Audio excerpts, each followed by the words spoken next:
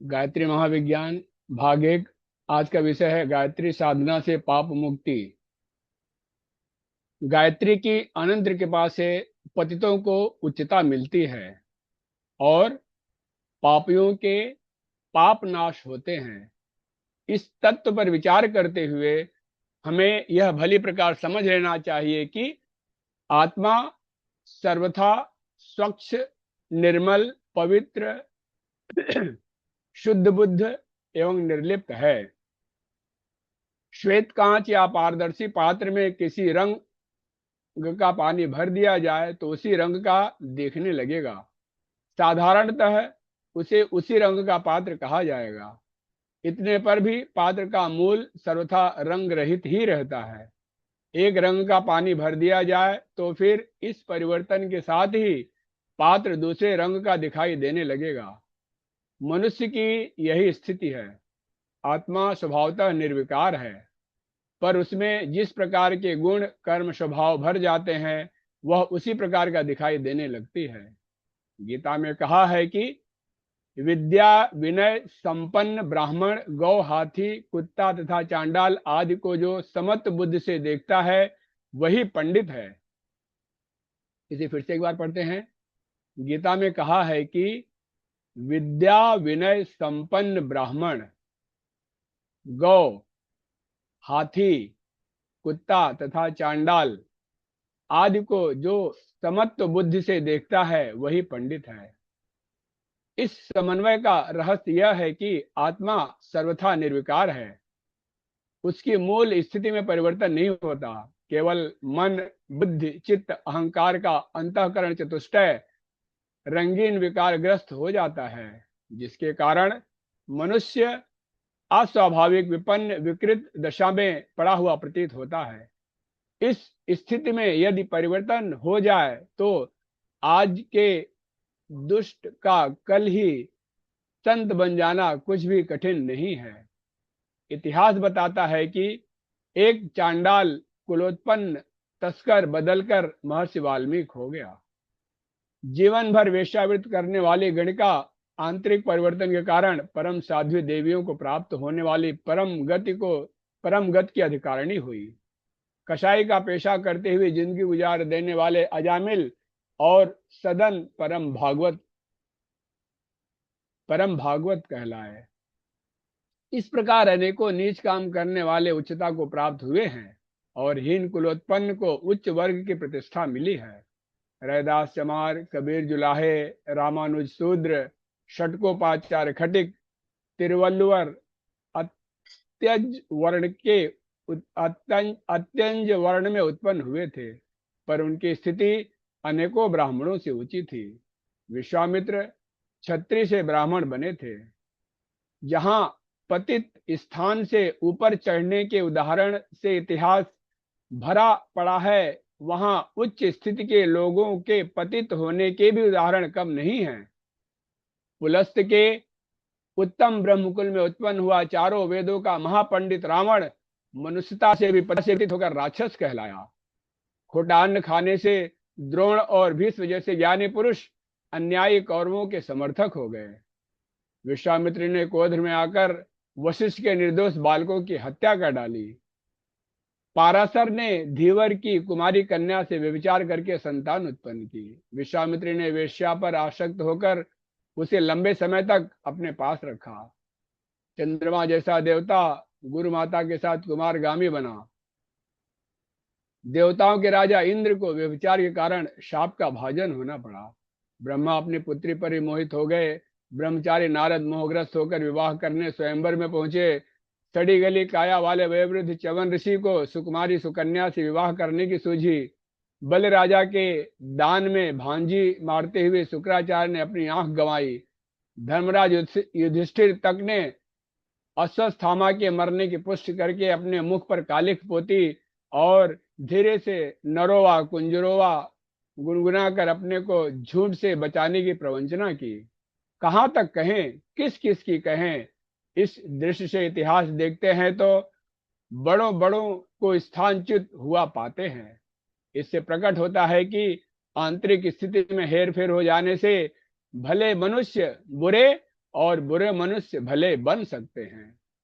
शास्त्र कहता है कि जन्म से सभी मनुष्य शूद्र पैदा होते हैं, पीछे संस्कार के प्रभाव से द्विज बनते हैं।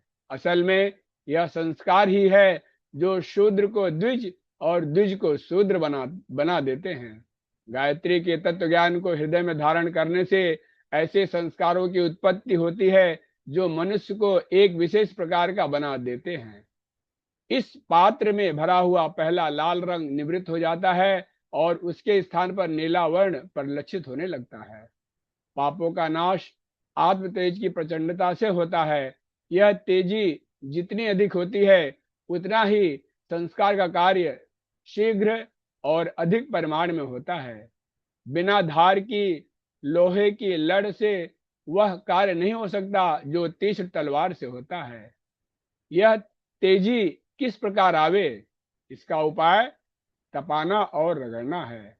लोहे को आग में तपाकर उसमें धार बनाई जाती है और पत्थर पर रगड़कर उसे तेज किया जाता है, तब वह तलवार दुश्मन की सेना का सफाया करने योग्य होती है। हमें भी अपनी आत्मशक्ति तेज करने के लिए इसी तपाने घिसने वाली प्रणाली को अपनाना पड़ता है। इसे आध्यात्मिक भाषा में तप या प्रायश्चित नाम से पुकारते हैं। अपराधों की निवृत्ति के लिए हर जगह दंड का विधान काम में लाया जाता है। बच्चे ने गड़बड़ी की कि माता की डांट डपट पड़ी, शिष्य ने प्रमाद किया कि गुरु ने छड़ी संभाली, सामाजिक नियमों को भंग किया कि पंचायत ने दंड दिया, कानून का उल्लंघन हुआ कि जुर्माना, जेल, काला पानी या फांसी तैयार है। ईश्वर दैविक, दैहिक, भौतिक दुख देकर पापों का दंड देता है। दंड विधान प्रतिशोध या प्रतिहिंसा मात्र नहीं है। खून का बदला खून की जंगली प्रथा के कारण नहीं है। दंड विधान का निर्माण उच्च आध्यात्मिक विज्ञान के आधार पर किया गया है। कारण यह है कि दंड स्वरूप जो कष्ट दिए जाते हैं उनसे मनुष्य के भीतर एक खलबली मचती है, प्रतिक्रिया होती है, तेजी आती है, जिससे उसका गुप्त मानस चौंक पड़ता है और मूल को छोड़कर उचित मार्ग पर आ जाता है। तप में ऐसी शक्ति है। तप की गर्मी से अनात्म तत्वों का संहार होता है। दूसरों द्वारा दंड रूप में बलात् तप करा के हमारी शुद्धि की जाती है। उस प्रणाली को हम स्वयं ही अपनावे, अपने गुप्त प्रकट पापों का दंड स्वयं ही अपने को देकर स्वेच्छा पूर्वक तप करें तो वह दूसरों द्वारा बलात् कराए हुए तप की अपेक्षा असंख्य गुना उत्तम है। उसमें न अपमान होता है, न प्रतिहिंसा एवं न आत्मग्लानि से चित्त शोभित होता है, वरन स्वेच्छा तप से एक आध्यात्मिक आनंद आता है, शौर्य और साहस प्रकट होता है तथा दूसरों की दृष्टि में अपनी श्रेष्ठता प्रतिष्ठा बढ़ती है। पापों की निवृत्ति के लिए आत्म तेज की अग्नि चाहिए। इस अग्नि की उत्पत्ति से दोहरा लाभ होता है। एक तो हानिकारक तत्वों का, कषाय कल्मशों का नाश होता है, दूसरे उनकी उष्मा और प्रकाश से दैवी तत्वों का विकास, पोषण एवं अभिवर्धन होता है, जिसके कारण साधक तपस्वी, मनस्वी एवं तेजस्वी बन जाता है। हमारे धर्म शास्त्रों में पग पग पर व्रत, उपवास, दान, स्नान, आचरण, विचार आदि के विधि विधान इसी दृष्टि से किए गए हैं कि उन्हें अपनाकर मनुष्य इन दोहरे लाभों को उठा सके।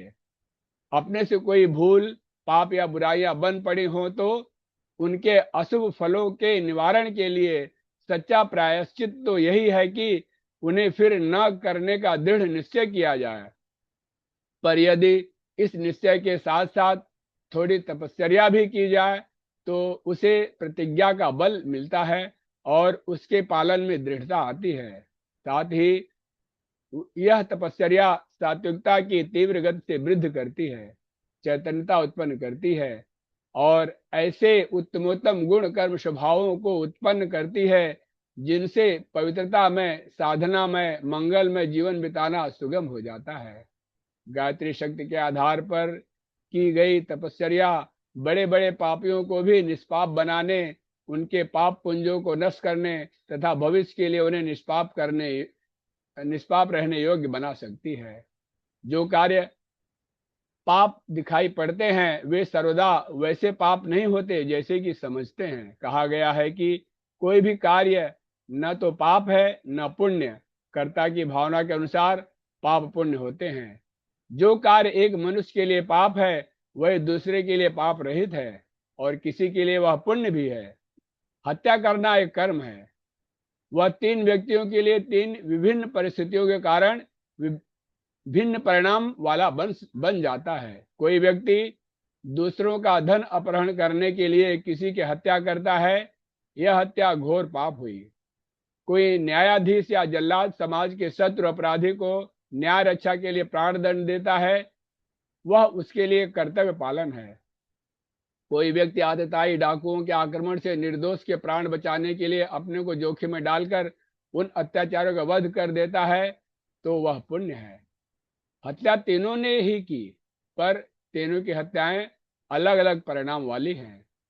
तीनों हत्यारे, डाकू, न्यायाधीश और दताई से लड़कर उसका वध करने वाले समान रूप से पापी नहीं गिने जा सकते। चोरी एक बुरा कार्य है, परंतु परिस्थितियों वश वह भी सदा बुरा नहीं रहता। स्वयं संपन्न होते हुए भी जो अन्यायपूर्वक दूसरों का धन हरण करता है वह पक्का चोर है। दूसरा उदाहरण लीजिए, भूख से प्राण जाने की मजबूरी में किसी भी संपन्न व्यक्ति का कुछ चुराकर आत्मरक्षा करना कोई बहुत बड़ा पाप नहीं है। तीसरी स्थिति में किसी दुष्ट की साधन सामग्री चुराकर उसे शक्तिहीन बना देना और उस चुरा हुई सामग्री को सत्कर्म में लगा देना पुण्य का काम है। तीनों चोर समान श्रेणी के पापी नहीं ठहराए जा सकते। परिस्थिति, मजबूरी, धर्म रक्षा तथा बौद्धिक स्वल्प विकास के कारणोंवश कई बार ऐसे कार्य होते हैं जो स्थूल दृष्टि से देखने में निंदनीय मालूम पड़ते हैं, पर वस्तुतः उनके पीछे पाप भावना छिपी हुई नहीं होती। ऐसे कार्य पाप नहीं कहे जा सकते। बालक का फोड़ा चिरवाने के लिए माता को उसे अस्पताल ले जाना पड़ता है और बालक को कष्ट में डालना पड़ता है। रोगी की प्राण रक्षा के लिए डॉक्टर को कसाई के समान चीड़-फाड़ करने का कार्य करना पड़ता है। रोगी की कुपथकारक इच्छाओं को टालने के लिए उपचार को झूठे बहाने बनाकर किसी प्रकार समझाना पड़ता है। बालकों की जिद का भी प्रायः ऐसा ही समाधान किया जाता है। हिंसक जंतुओं, शस्त्रधारी दस्युओं पर सामने से नहीं बल्कि पीछे से आक्रमण करना पड़ता है। प्राचीन इतिहास पर दृष्टिपात करने से प्रतीत होता है कि अनेक महापुरुषों को भी धर्म की स्थूल मर्यादाओं का उल्लंघन करना पड़ता है। लोकहित, धर्म बुद्धि और अधर्म नाश की सद्भावना के कारण उन्हें वैसा पापी नहीं बनना पड़ता जैसा कि वही काम करने वाले आदमी को साधारणतः बनना पड़ता है। भगवान विष्णु ने भस्मासुर से शंकर जी के प्राण बचाने के लिए मोहिनी रूप बनाकर उसे छला और नष्ट किया। समुद्र मंथन के समय अमृत घट के बंटवारे पर जब देवताओं और असुरों में झगड़ा हो रहा था, तब विष्णु ने माया मोहिनी रूप बनकर असुरों को धोखे में रखा और अमृत देवताओं को पिला दिया। सती वृंदा का सतीत्व डिगाने के लिए भगवान ने जालंधर का रूप बनाया था। राजा बल को छलने के लिए वामन का रूप धारण किया था। पेड़ की आड़ में छिपकर राम ने अनुचित रूप से बलि को मारा था। महाभारत में धर्मराज युधिष्ठिर ने अश्वत्थामा की मृत्यु को छल पूर्वक समर्थन किया। अर्जुन ने शिखंडी की ओट में खड़े होकर भीष्म को मारा। कर्ण का रथ कीचड़ में गड़ जाने पर भी उसका वध किया। घोर दुर्भिक्ष में क्षुधा पीड़ित होने पर विश्वामित्र ऋषि ने चांडाल के घर से कुत्ते का मांस चुरा कर खाया।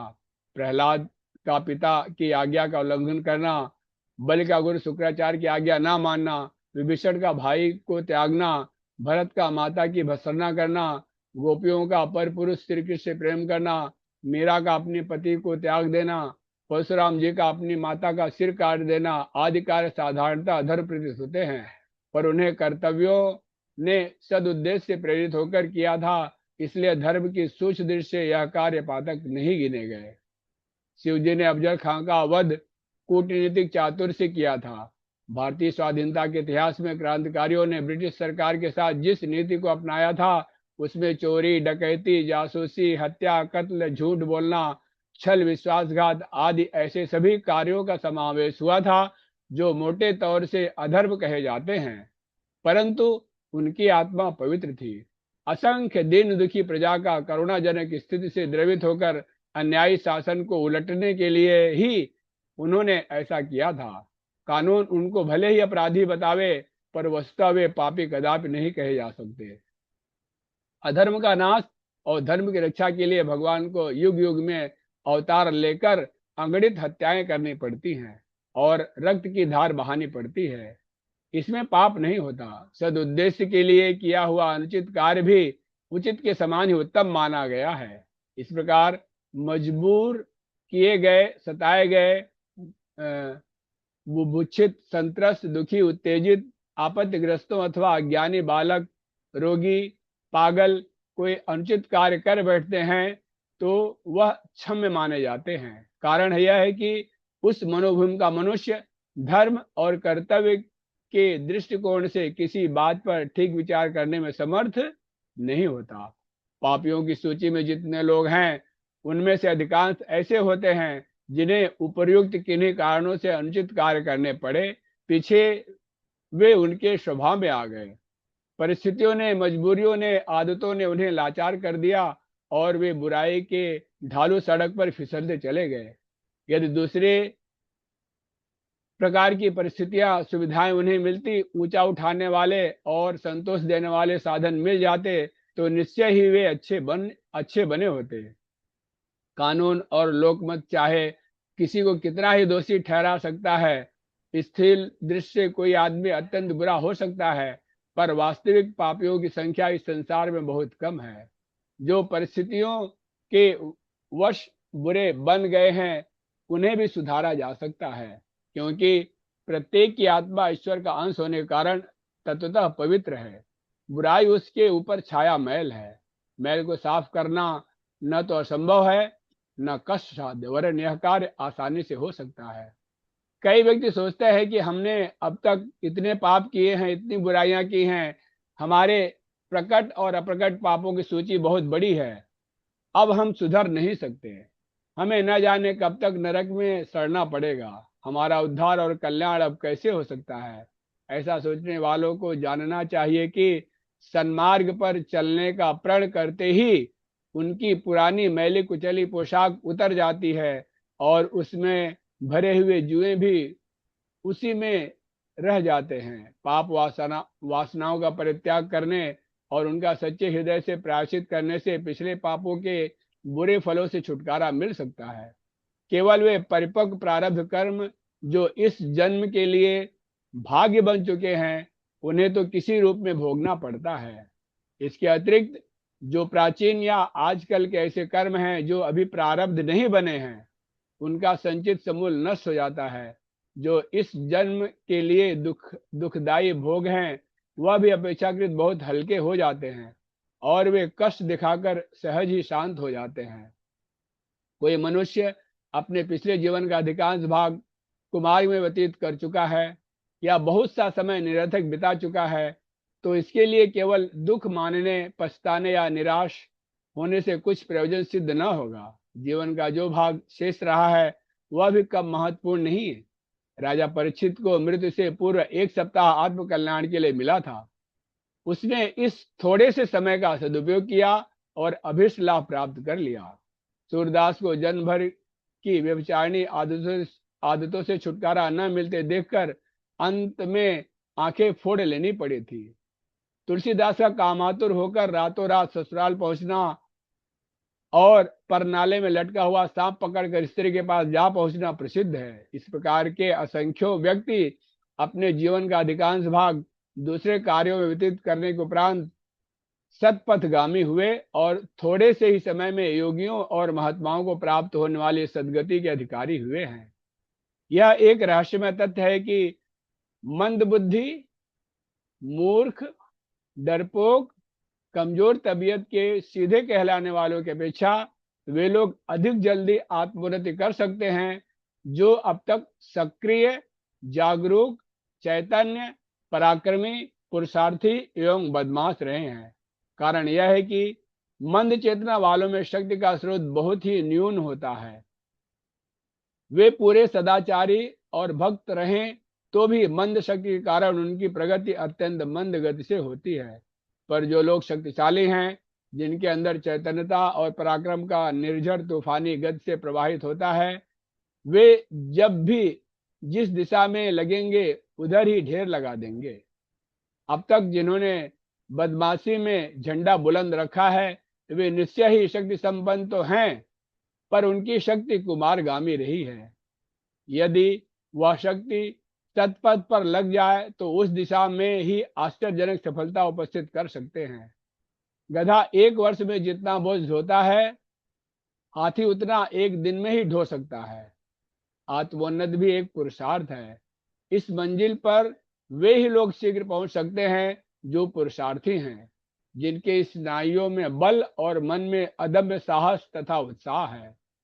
जो लोग पिछले जीवन में कुमारगामी रहे हैं, बड़ी ऊंट पटांग गड़बड़ करते रहते हैं, भूले हुए पथभ्रष्ट तो अवश्य हैं, पर इस गलत प्रक्रिया द्वारा भी उन्होंने अपनी चैतन्यता, बुद्धिमत्ता, जागरूकता और क्रियाशीलता को बढ़ाया है। यह बढ़ोतरी एक अच्छी पूंजी है। पथभ्रष्टता के कारण जो पाप उनसे बन पड़े, वे पश्चाताप और दुख के हेतु अवश्य हैं। और संतोष की बात इतनी है कि उस कटीले पथरीले लोहू लुहान करने वाले उबड़ खाबड़ दुखदायी मार्ग में भटकते हुए भी मंजिल की दिशा में ही यात्रा की है। यदि अब संभल जाए यदि यदि अब संभल जाया जाए और सीधे राजमार्ग से सतुगुणी आधार से आगे बढ़ा जाए तो पिछला उलझुल कार्यक्रम भी सहायक सिद्ध होगा। पाप और दोषों का प्रधान कारण प्रायः दूषित मानसिक भावनाएं ही हुआ करती हैं। इन गर्हित भावनाओं के कारण मनुष्य की बुद्धि प्रकट हो जाती है और उससे वह अकरणीय कार्य करता रहता है। इस कारण पापों से छुटकारा पाने का कारण यही है कि मनुष्य सद्विचारों द्वारा बुरे विचारों का शमन और निराकरण करे।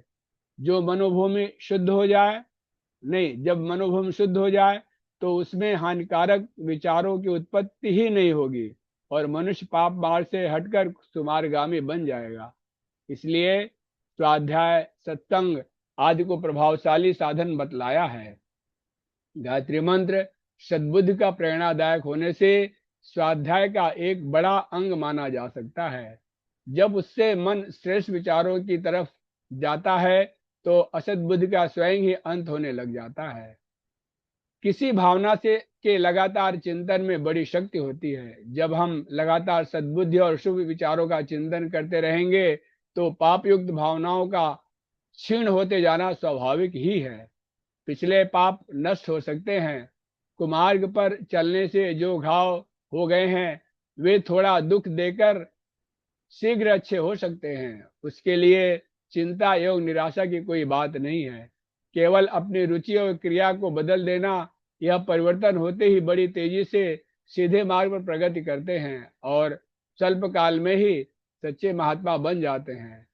जिन विशेषताओं के कारण वे शक्त बदमाश थे, वे ही विशेषताएं उन्हें सफल संत बना देती हैं। गायत्री का आश्रय लेने से बुरे, बदमाश और दुराचारी स्त्री पुरुष भी स्वल्प काल में सन्मार्गामी और पाप रहित हो सकते हैं। अगला विषय है आत्मशक्ति का अकुत भंडार। इसे कल देखेंगे। शांति पाठ।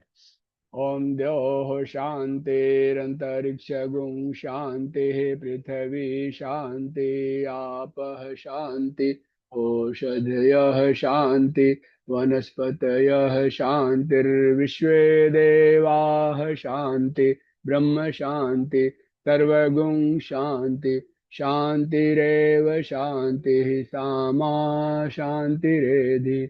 ओम शांति शांति शांति सर्व शांतिर्भवतु। चलिए सभी को प्रणाम। जय गुरुदेव।